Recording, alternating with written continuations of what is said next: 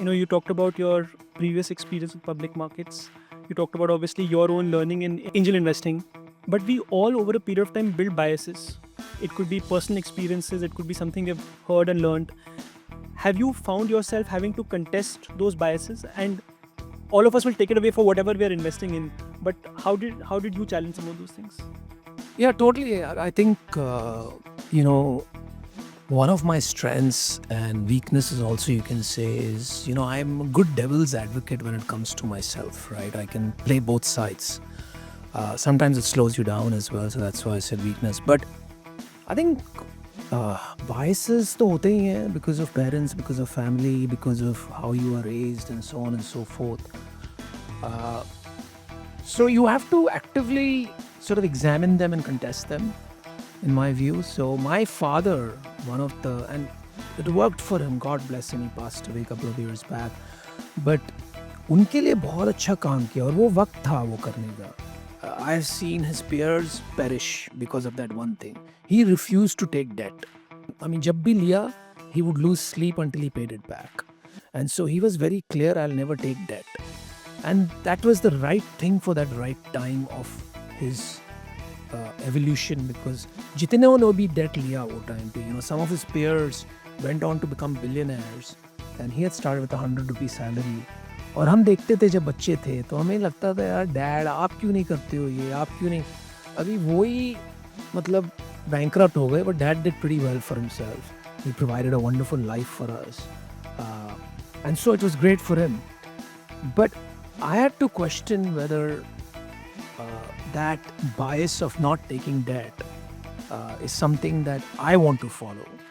And I think I arrived at my own view. I did take reckless debt at one point, and I realized my dad was right. I should have learned by listening to him as opposed to, testing the devil, because I paid a big price for it.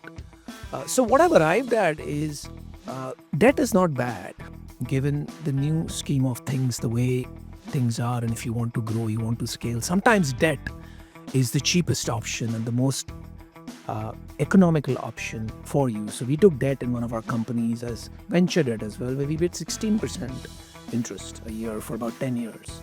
And it was wonderful, because otherwise it would have cost me 30% at least a year from, a lot of people think equity is free. That's not true. Equity costs you at least 30% a year in rupee terms, right? So I think that debt worked out very well for us. But the debt that I had taken personally, which my father warned me against, gave me anxiety attacks. I had to consult I had mental health troubles. So I don't think debt in itself is bad. I think it's how you use it. So now I'm at a point where I don't have a problem with debt as long as it's, a certain ratio to the net worth of the company or to my net worth. So if I'm worth 1,000 crores, I have no problem taking 200 crores of debt.